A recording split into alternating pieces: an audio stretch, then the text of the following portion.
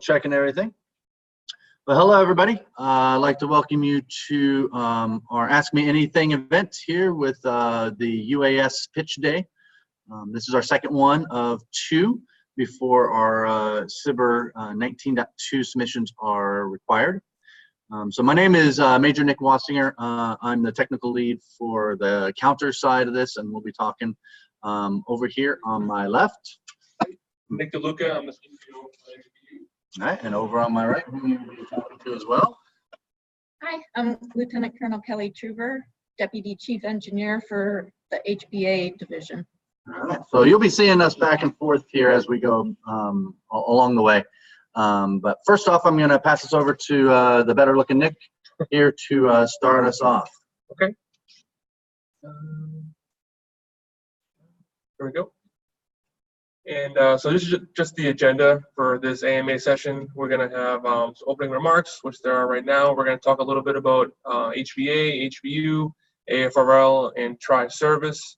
What is Pitch Day, what we're looking for, and who's eligible for this requirement, what's next, and then we'll also have a little Q&A period afterwards. But before we get started, just so everyone knows, you're all on mute. So any questions that you have to ask us, please submit it through the Q&A function. And Leslie Cooper will take care of that for us.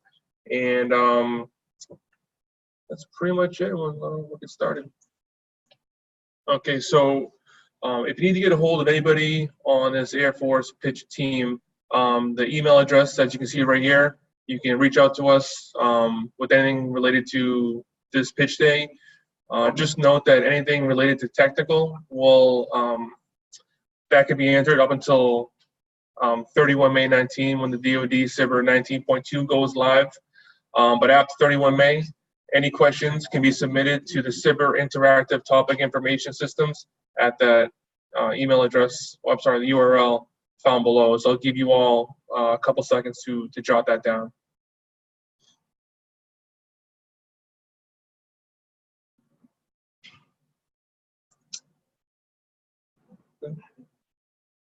Okay, we'll go on. So notice to industry. So there's going to be some contractors helping us run UAS Pitch Day.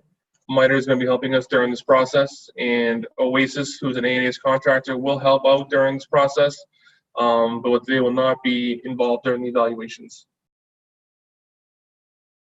And I'll switch it over to Major. All right, very good. Thanks so much. So to give frame of reference, I'm with LCMC HBU, so that's the Lifecycle Management Center. So HBU, our main job is force protection. And so one of the big things we do is protect against small unmanned aircraft systems or small UAS. With that, I wanted to make sure that as we go through this, that from all four of us that are putting in topics for this, you guys can all understand really where we're coming from the vision, like kind of why we exist, and also when it comes to the mission itself and some of the background of where we're coming from with these topics before we roll into those topics, so that you can really understand the line that is drawn all the way across from where we come from. So HBU, as I said, that's where I'm from. So our vision, like I mentioned before, really is go ahead and ensure that all of our bases and all the Air Force, all those different systems have freedom of maneuver is kind of the doctrine term, but we really need to ensure that small UAS are mitigated so we can continue to do the mission that is the Air Force mission. And so I will also speak for our friends in the Tri-Service Committee. Who they are made up of all the three major services. The Marines do get to play in, but they're represented by the Navy. So the Navy, Army, and Air Force are all get together, and they have been chartered to go after and counter swarms. So what do I mean by a swarm? The swarm definition, let me grab it just to make sure I get it correctly, is a collaborative survival of a mass of small UAS platforms.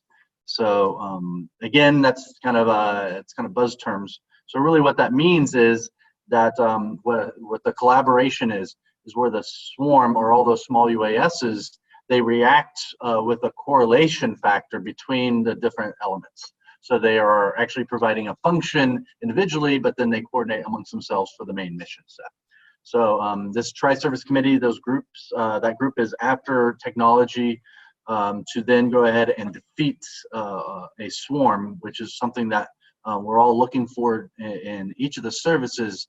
But since all of us are worried about getting different equipment to the field, this team is looking forward for us to bring in technologies. All right, so with that, I'm going to hand it over to Colonel Truver here to talk more about what HBA does. Hi there. Yeah, so HBA covers a pretty wide variety of different air traffic control capabilities or concepts.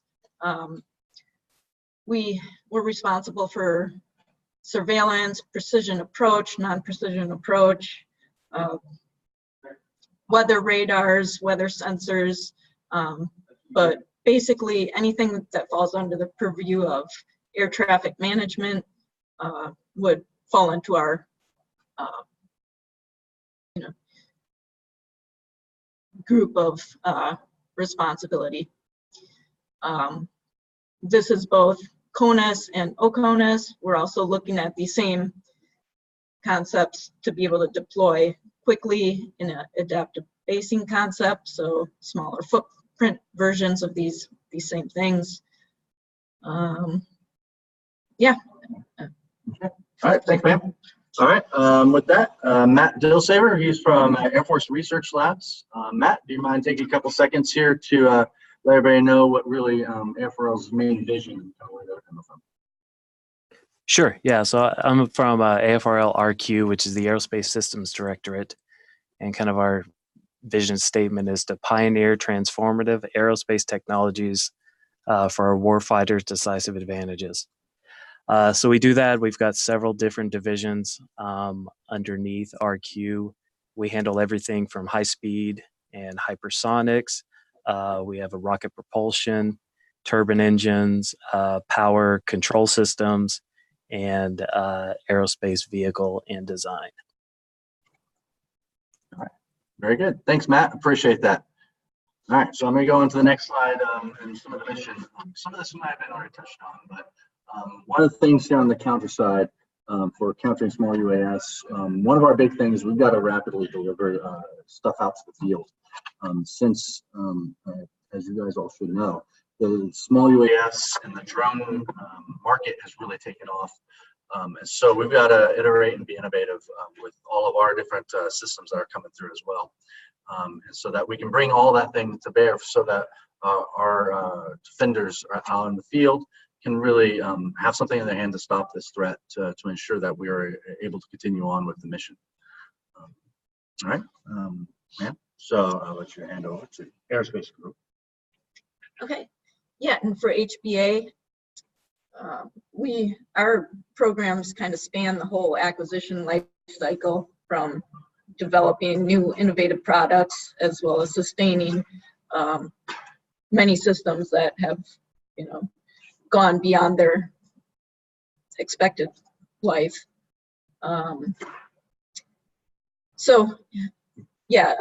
We develop, deliver, and sustain air traffic management.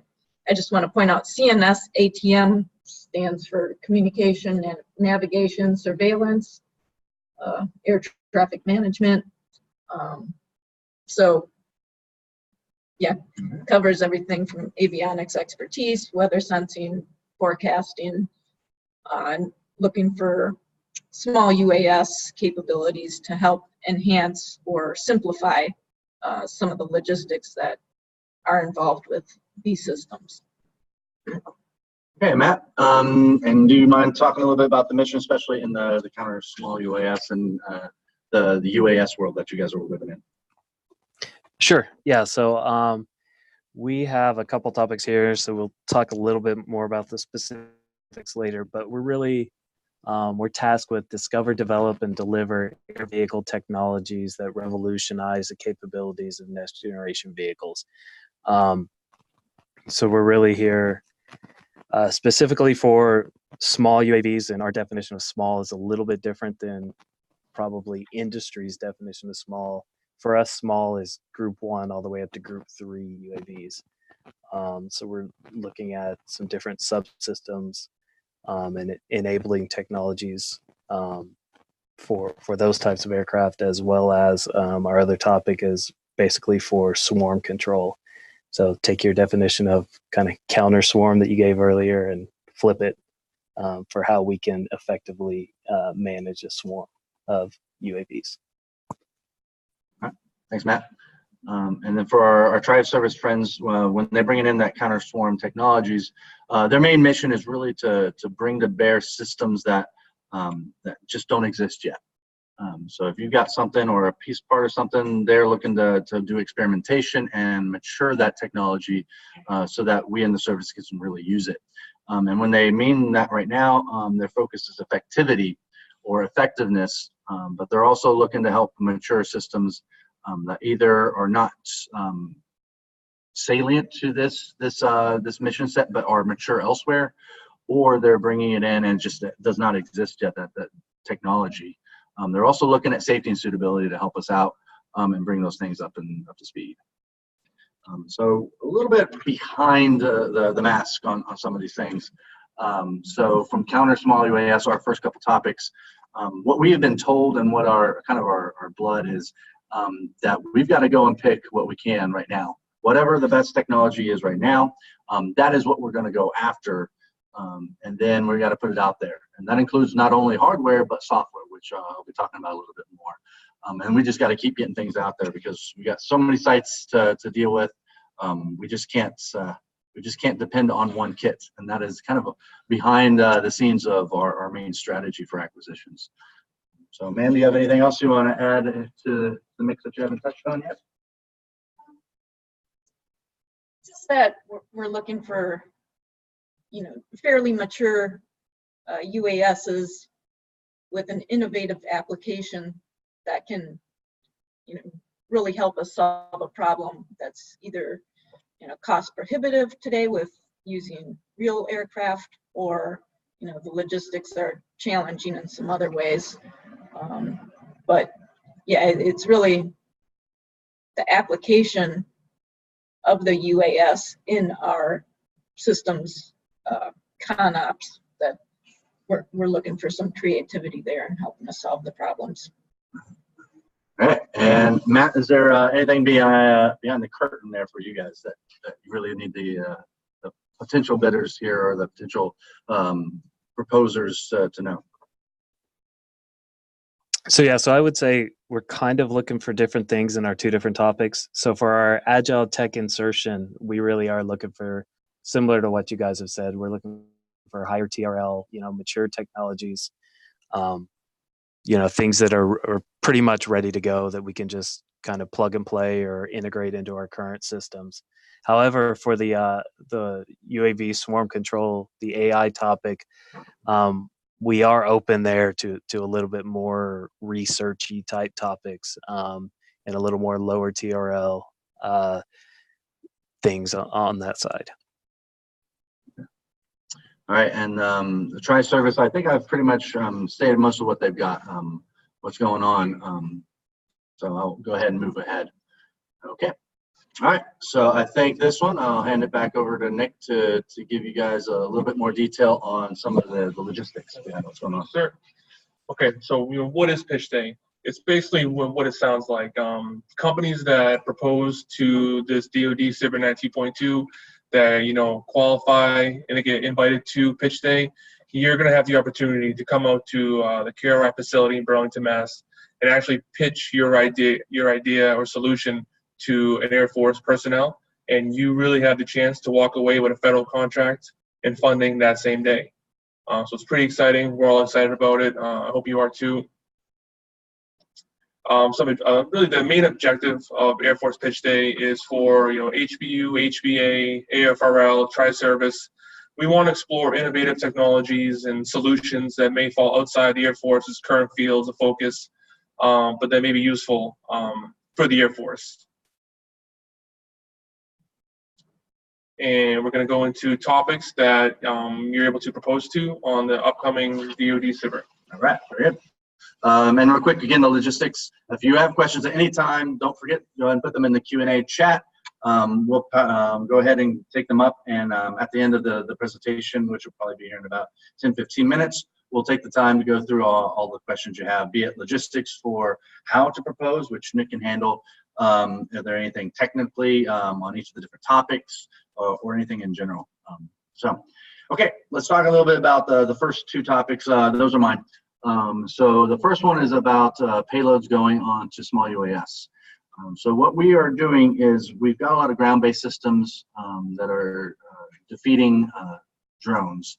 And so what we're looking to do is actually move into more almost defensive counter-air actions, utilizing small UAS to do that.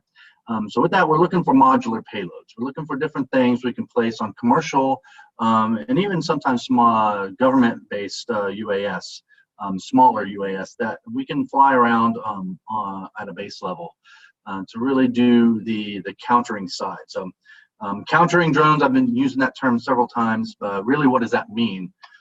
So there's a term called the kill chain. So kill chain, what that really means is that you've got to be able to surveil your area around the base.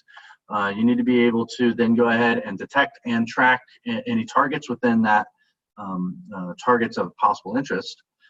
Then we got to ID it, see if that is actually something that we want to then further investigate. And then we have to check to see if it's a threat.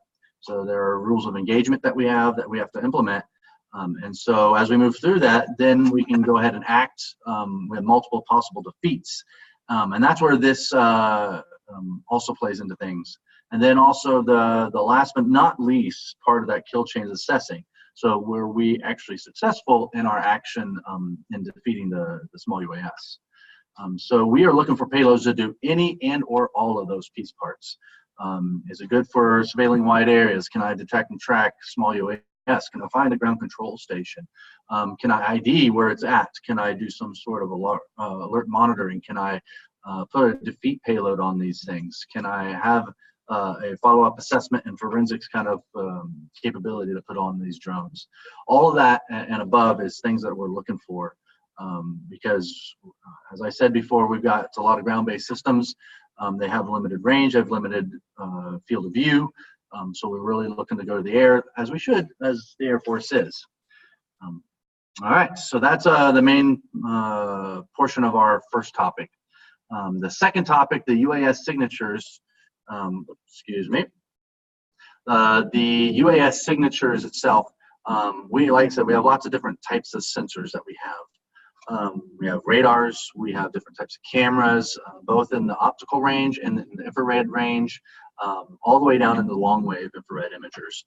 We have acoustic sensors, and we have other sensors that we're looking into actually fielding. So what we need to do, though, is help in that kill chain as that data comes in. It is a lot of data. And so our actual users need to be able to take that, and we're hoping to leverage software to help us really do that identification. We've got a lot of different clutter, we got a lot of false alarms, we got a lot of things that we really want to filter out and pick out the drone for the defender amongst the entire environment that it's living. So we're looking for software to plug in to do that. And who better do that than a small business like you? With that, I'm going to hand you over to True here, talking about the HBA topics. Okay, so looks like the first one is UAS Avionics Open Software Trust and Verification Technologies. For this, we're looking for basic flight management software avionics that's certifiable, airworthy. It's not going to have significant risks that would prevent us from getting like an authority to operate or authorization to operate, or an airworthiness certification. Second one, UAS that's the first one. UAS sensing for weather hazard avoidance. This is more of the UAS itself being self-aware of any close proximity weather, threatening weather, or if there's already some adverse effects due to weather to the UAS, such as icing or turbulence, where it needs to take some evasive action to avoid or get out of that situation for survivability. The next one, UAS sensing for characterization of environmental conditions. This would be employed in in an area that may not have all the infrastructure readily available or significant footprint equipment necessary to have all those sensors in place at a base or an adaptive base. UASs could fulfill that role of sensing the wind, rain, lightning, etc. This would also give us some insight into potentially if we were looking to set up an adaptive base or send troops to a specific area ahead of time, we could scope it out with the UAS, and the sensors on the UAS would be able to let us know if the ground is solid, if it's all soft mud or sand. It's stuff like that that would just help us on the weather aspects of things. Let's see. Next one is UAS sense and avoid technologies. And this is for operation where you have mixed manned aircraft as well as UASs. So really there it may be proximity sensors, but something more autonomous than sending UASs up and using them as cameras to try and avoid collisions.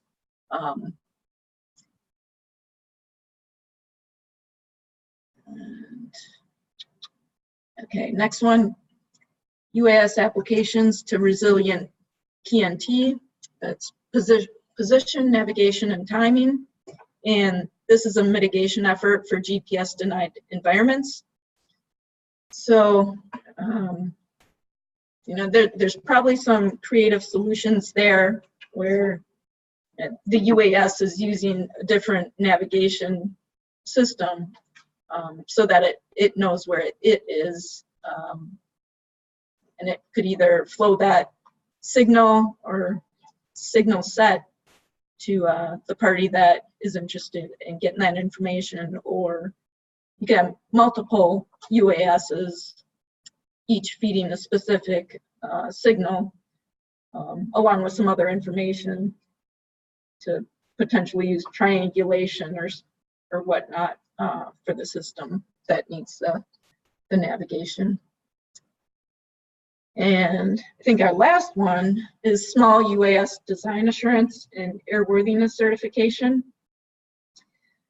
So this is really the employment of using a UAS instead of a manned aircraft to do the airworthiness flight certification or design assurance, or even calibration on some of the fixed systems that we set up. You have glide slope antennas for precision approach. Right now that's a pretty involved process with the actual manned aircraft. If we can somehow employ a UAS to fly tracks around that, get the data necessary, get that data to the folks on the ground so they can make real-time adjustments and get that system up and running, that would be helpful. That's all I have. Okay. All right. With that, I'm going to jump in real quick and help speak for the Tri-Service Committee. So you can see there they've got their counter swarm technology topic. So that's pretty broad. It's pretty wide open. And they did that on purpose because they're trying to wrap around any and all types of technologies they can. But some of the things they are looking at that they're really thinking about really in their criteria thought process are these several things here. I'm gonna go ahead and list out here. So one is that kill chain relevance. So remember the kill chain I was just talking about with the surveillance, the detection, the tracking, the ID, that threat evaluation, the defeat, and that assessment. They're looking to see how is that your technology, either being a technology or the entire product itself, is relevant to any piece parts of that kill chain for a swarm. Next is also looking down at the system burden. So is it not only a burden to the actual technologies and systems that it's applied to, but also the person who is a part of that system as well, the operator or operators. Next, they're also looking for autonomy, which plays into that burden as well. So the man in the loop versus man on the loop, or is it all kind of a manual process? They're looking to really see how you can do that, since a swarm really begs the question from a operational task load question. So autonomy really is something we cannot ignore. So that's something they're really looking for. Next up is effectiveness, which is kind of the obvious answer. Can it actually counter a swarm? Next up is system maturity. Like I said, there's two parts to that. Remember that it's not only the system and how well it's working, but in the operational environment that it's supposed to. So you can have a radar that is really, really, really mature. It's been out there for 60, 70 years, but it's not being used to find drones. So therefore it is immature in the countering drones or swarms in this case, in that mission set. So then there's also potential for integration. Okay. So I'm going to take a couple seconds to land on integration for a second. A lot of times when we think integration, we think data. So we're trying to move bits from thing to thing in the right frames, make sure that everything talks together in the software.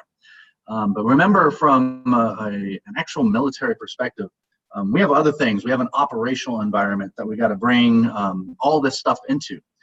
So the obvious answer is, oh, it's got to be rugged, right? Which is a pretty obvious answer. We go to places that are not Hilton-esque kind of places. So it's got to be pretty rugged. But some of the other things you got to keep in mind is we're giving these two guys who are trying to do it to actually affect things. So it's got to be safe. We don't want to put our airmen, other soldiers and Marines and or sailors in the area in harm's way. So we got to make sure that it is safe. There is things to deal with in the cyber world. So when we bring in software and network things together, we are putting it into the cyber domain, to use a buzz term. So just like anything that is connected with another computer, it creates another world we got to live about. And so we got to worry about defending in that domain as well. There's reliability. Logistically speaking, we got to put things out there and it's got to stay out there for a while. Otherwise, we got to spend a lot of your tax dollars refreshing it and fixing it. So if it's more reliable, then we don't have to worry about that. Right? Next up is spectrum management. So if you are radiating, we got to make sure we don't do collateral damage amongst the other things that are radiating and receiving in that same area. We got to worry about testing things, and then also making sure we got all the data to keep this going. Since you guys are the developers, we got to get a lot of data to help feed not only ourselves so we can keep going, but we have affectionately called them moat dragons out there. So they're very hungry for data. So if that's going to be the things that we're going to look for. So when we say integration, there's a lot to integration. So it's okay if you don't have that though. Remember that we're just looking for your ideas. Those are the things we're trying to get to when we get there. So just know that that's things we're going to ask for. And if you don't have it, great. It's just part of the things that we got to own when we make the decisions. All right, so next up is also the clarity of what you're actually trying to bring to bear. When it gets in the swarms and into different comm type of things, it can get very bogged down. We do have smart people in comm. Sometimes I like to think of myself as one, but if you do anything like that, make sure that you propose such that people can understand you. And of course, we're looking for value and, as mentioned before, uniqueness. So the swarm technologies, we've got some of our brute force things we can think of ourselves, but you have that innovative or unique idea to bring to bear. That's really what we're looking for. And I think that's really what really small businesses bring to bear. So that is it from the Tri-Service Committee side. So they'll take anything and everything you got. All right, so Matt, I'm gonna hand it over to you to speak to your two topics. Okay. So first one here is the Agile Tech insertion for UAS. And really what we're looking for here is we want either solutions that are available to rapidly insert or technologies that enable rapid insertion. So some of the things we're looking for, and I want to make it clear that these are kind of included but not limited to type of things. First off, different subsystems for smart meetings. And once again, small for us means anything group 1 through 2. So secure high bandwidth comm systems, batteries, power systems, propulsion, autopilots, avionics, any sort of flexible launch and recovery schemes that you might have, human interfaces, control stations, sensors, and really any other payloads for the aircraft. So that kind of covers a little bit of the solutions themselves, but when we're talking about enabling technologies, we're looking for things like open systems architectures, different ways for digital design, rapid or agile, additive manufacturing techniques. A key thing for us here is we are looking for solutions to be as open as feasible, right? So we really want to be able to rapidly integrate systems together that they can be made by different people.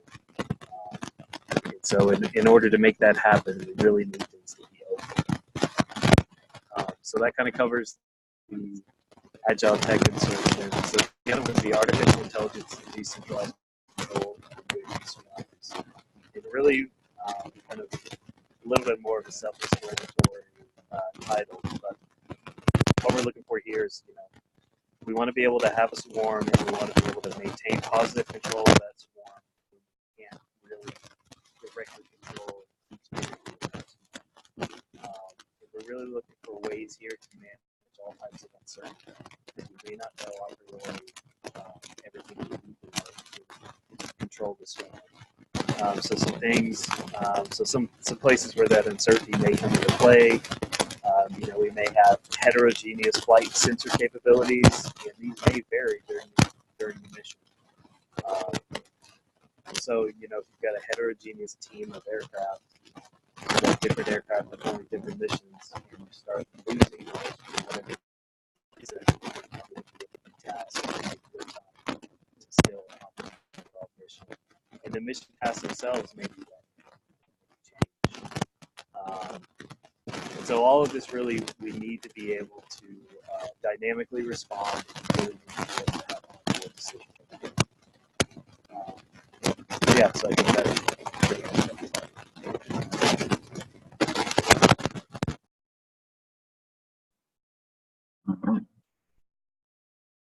Okay, anything else, Matt? You good?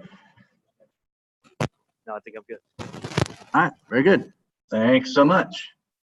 All right, yeah, hand it back over to Nick to go through some more of the logistics and systems. Okay, thank you. Okay, so real quick, let me just slide this over.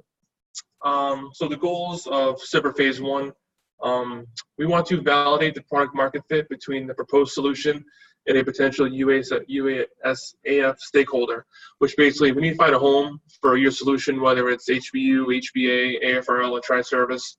That's probably the most important part of Air Force Pitch Day is to find that home.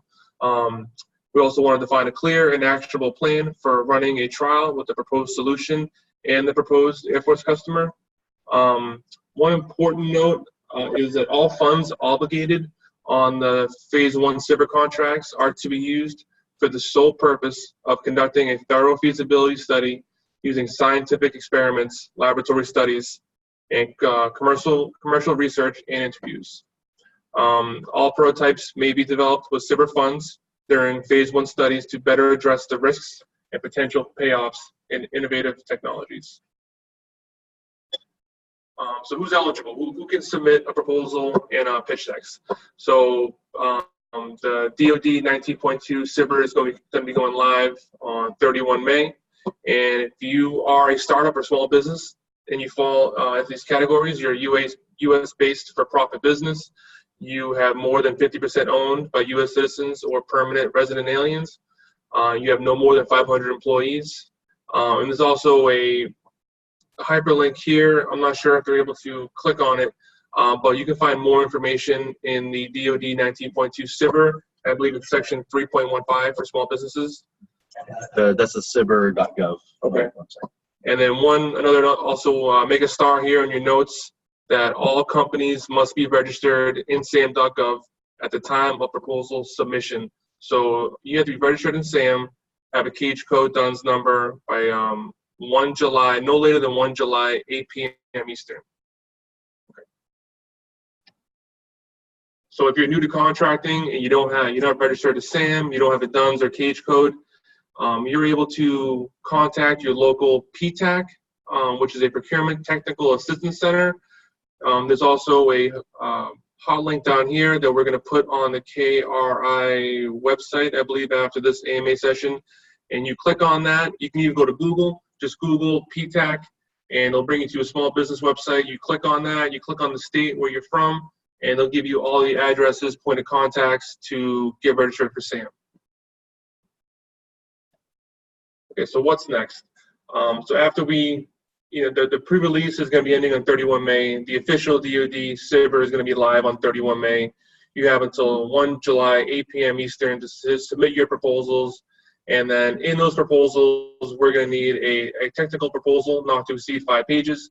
Your pitch deck cannot exceed 15 pages. If you do get the award, the total duration of the award will not exceed 3 months. The technical portion will not exceed 2 months, and there will be a final reporting period for 1 month. And all awards will not exceed $75,000. Okay, so how to submit? So right now we're in the pre-release for DoD SIBR 19.2. That concludes on 31 May. On the same day, the official DoD SIBR 19.2 goes live. That will run from 31 May to 1 July, like I said before. And again, one important note, write it down again, you must be registered in SAM at the time of submission. So here are some timelines and important dates to remember. So right now it's 28 May, we're in the second AMA session. Like I said before, a slide ago, the DoD SIBR goes live on 31 May. All proposals are due 1 July, 8 p.m. Eastern. We're going to do our evaluations during that following week. And then invitations and notice of non-selections will be issued by 12 July. And after companies have been notified and they've got their invitations, we're going to have a follow-on AMA session for those companies only. And we will notify everybody at a later date. And then most importantly, 24 July will be a counter UAS pitch day at the KRI facility in Burlington. And that's it. So any questions, feel free to throw them on the Q&A and we'll answer them. All right, very good. Thanks. Okay, so real quick, all those links, except for the PTAC, should be up on the Costas Research Institute website. Costas Research Institute is, you can actually just do a Google, but it's in Burlington, Massachusetts. So just outside of Boston, and that's on the 24th. So with that, I'm going to start going over to the chat room now. I've got it up on my big screen over to my right, see what looks to be your left. And we're going to start from the top. So if you got anything in the meantime or anything during the answers, go ahead and type it in and pop it up, and we'll hop to it. So, all right, the first one from Eugene here. Are there any specific methodology metrics that are going to be used to evaluate our proposals? All right, Nick, think you can field this one? Hold on 1 second, please. No worries. Okay. All right, stand by one. I'm going to mute it.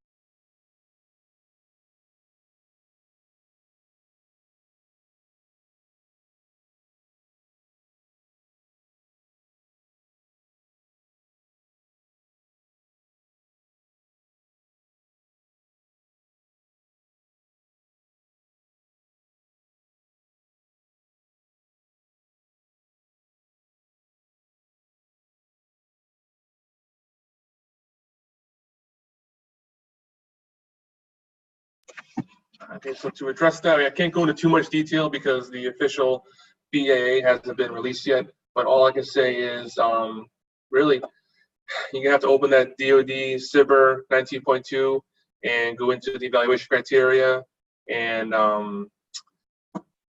propose the best you can, and then our team is going to evaluate and do our best to find a solution for our requirements.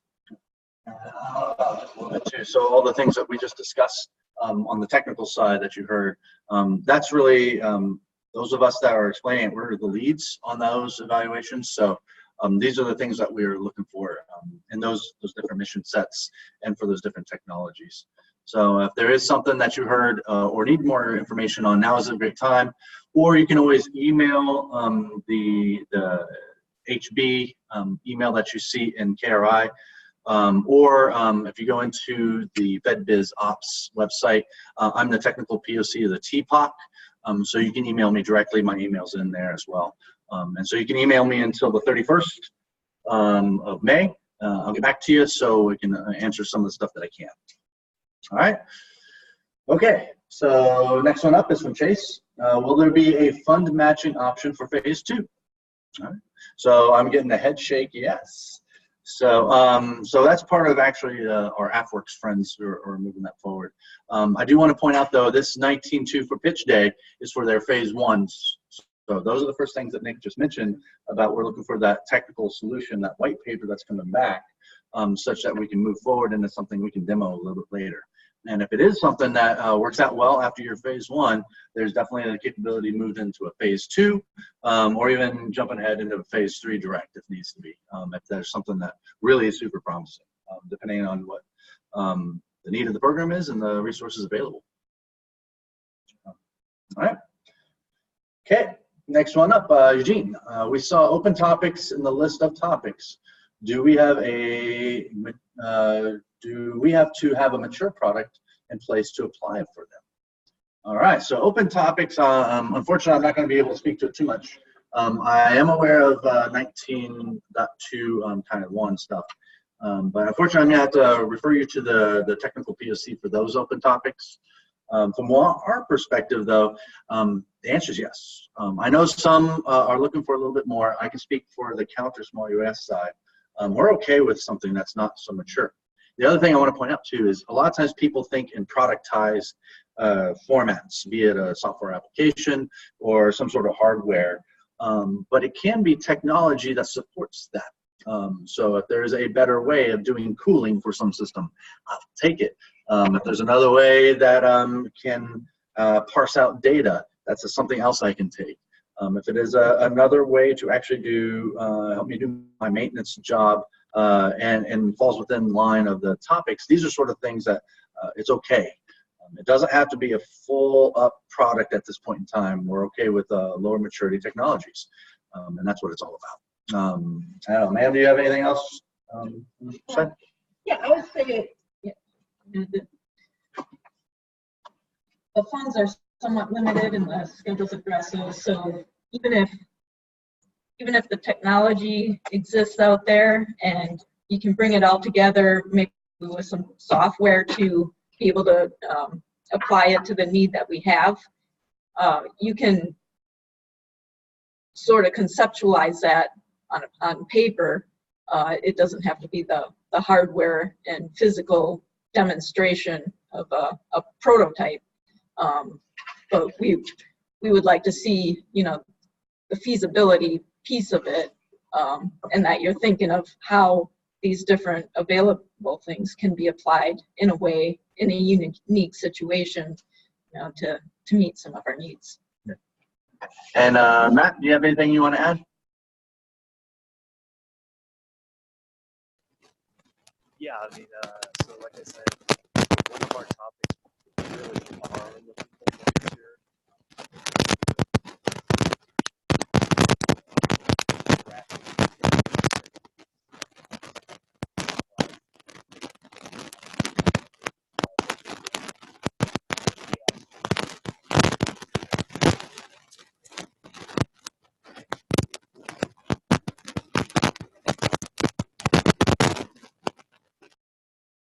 Okay. And actually, Matt had a little bit hard time copying, and there's a lot of static. So if you don't mind actually chatting into the Q&A and answer too, so that everybody kind of caught that, because it was a little broken up there. All right. With that, there is one more thing I do want to bring up on this before I move to the next question. if you want to, I'm going to use a term that they use in Agile DevOps. It's a software way of looking at it. It's called the minimum value product, or MVP. So there is no end state in a lot of these systems, and especially at the very, very beginning. So keep that in mind, that we are looking for that minimum value product so that we can get out there. What they are, of course, it really depends on what you're bringing to bear. But don't try to eat the whole elephant in one bite. So just kind of keep that in mind. We're there as well. Okay. Next up, Chase. When identifying an end user for a market fit, should we work to get a letter of support and/or a memorandum of understanding? All right. So actually, there's no real need for that, because that's why we are here. So myself, Colonel Truver, so Matt Dilsaver, and then our Tri-Service friends. That is why we are sponsoring this. We are your end user right now. It is up to us to bring to bear any end user, like actual operators, to this. And if there's any MOAs, MOUs, or other three-letter acronyms I can think of, those sort of things are all on us. So you don't have to actually worry about that. What we don't want you guys to worry about is really that technology and those different piece parts and bringing them to bear for us. So we'll take care of the rest. All right. Okay. I see the queue right now is empty. So we'll kind of give the, oh, thanks, Eugene. Next up, we have developed a platform for delivery of small payload with the use of quadcopters. It has numerous applications, and we are kind of confused which exactly topic to use. All right. So unfortunately with that one, I don't have any more detail on what you're providing. But when you actually submit, and actually, Nick, do they have to specify which topic they're going against? Or, Yes. Okay. Yes. All right. So go ahead and put it in the one you think that fits the best. So keep that in mind, and I'll kind of recap real quick for you one. So the HBU topics are about countering small UAS, and we're rapidly fielding things right now. So we're trying to put payloads on small UAS to do that defeat, and it can be anywhere all the way across the kill chain. So if all you're doing is defeating essentially a one-to-one, my topic and under HBU is really the one you want to hit. If you're bringing in detection of small UAS, and you could actually put it into HBU's topic. It may fall under HBA's as well, but that detection could be used for other things. Keep in mind too, if they're surveilling things such as weather, you have another sensor suite, definitely within Colonel Truver's box in the HBA topics. And if you're looking into the swarm side of the house, definitely take a look at those towards the bottom. The Tri-Service has a wide open look for countering swarms. And then Matt Dilsaver over at Air Force Research Labs, definitely looking into things that are using the small UAS in those worlds. So anything to add, ma'am, to that? Okay. Matt, you got anything to add to that? Yeah, so I will say that our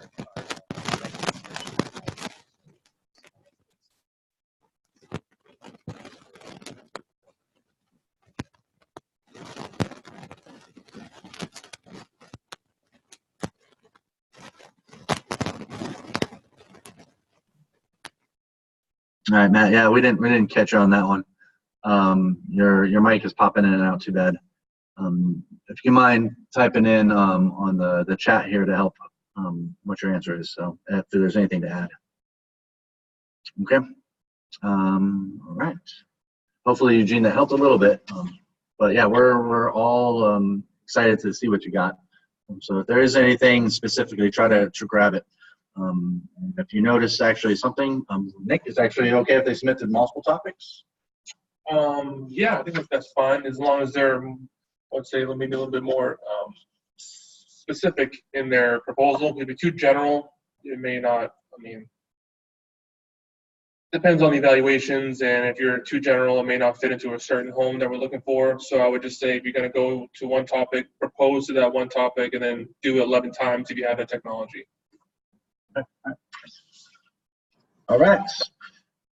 All right, so next up, Gene, would you please advise? I got you. All right. Okay, can you please share your contacts for further requests? All right. So I can put in mine since I'm in the request, so you can always find me, like I said, and Federal Biz Ops. You saw the link. It's under KRI as well. So my email is in the announcement for that. But it is Nicholas, NICHOLAS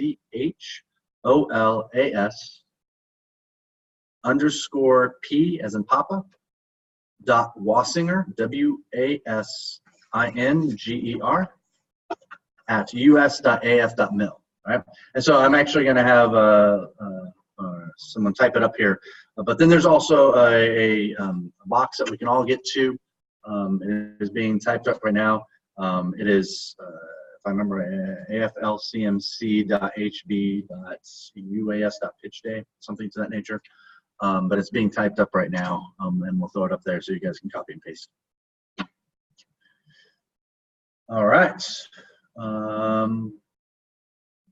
Okay, with that, by the by, if you didn't see under the webinar chat, if you don't happen to have that window up, Matt chatted back since his mic is a little bit fritzy right now. Our tech insertion topic is for small fixed wing UAS. Okay, so keep that in mind if you're doing the quads. Matt's topic for agile UAS insertion may not be your best choice because he's looking for more of the fixed wings. For the rest of us, we don't really have a preference one way or the other. The one thing I do want to point out is if you're doing a rotary wing or fixed wing, one of the things that is on the table is that our operators have to be able to operate them. So if it is a very complicated air vehicle and the ground control station is rather complicated, it creates a barrier to entry, as they call it. So one of the great things that small UAS has brought to bear for all of the world and our community is that now pretty much anybody can get to the sky. And that is one of the benefits of these drones and these small UAS. So we want to leverage that too as a military and not just be scared of them. We want to use them as well. So, all right, so we just texted out, should be going out now as far as the actual email. So if you don't see it, guys, go ahead and tack it up. So. All right. I'll do the kind of the pause for you guys to ask any more questions that may pop up.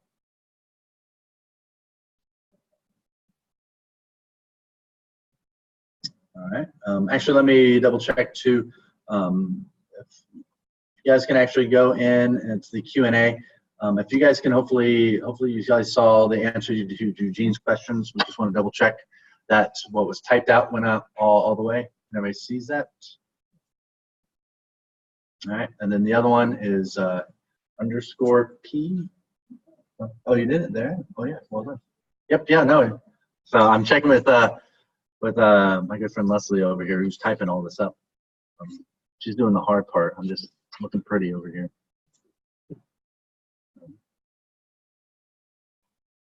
Okay. All right. Well, I think we're coming to the end. I'm not seeing any more. I'll give a couple more seconds. Okay. All righty. So once again, remember 31 May, big date. So you guys can ask us all anything you can through the email. This was our last AMA, so we can do this. But that email is open until the 31st. After that, keep your eyes open. And anything more, Colonel Trooper, you want to add last second? No. Okay. All right. Matt, anything more you need to add or would like to toss on?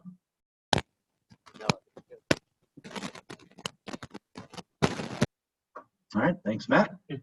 All right. Nick, anything else?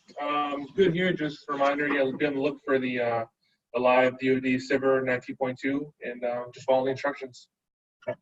All right. And with that, thank you guys very much for joining in, and we hope to see you very soon. All right, we're out here.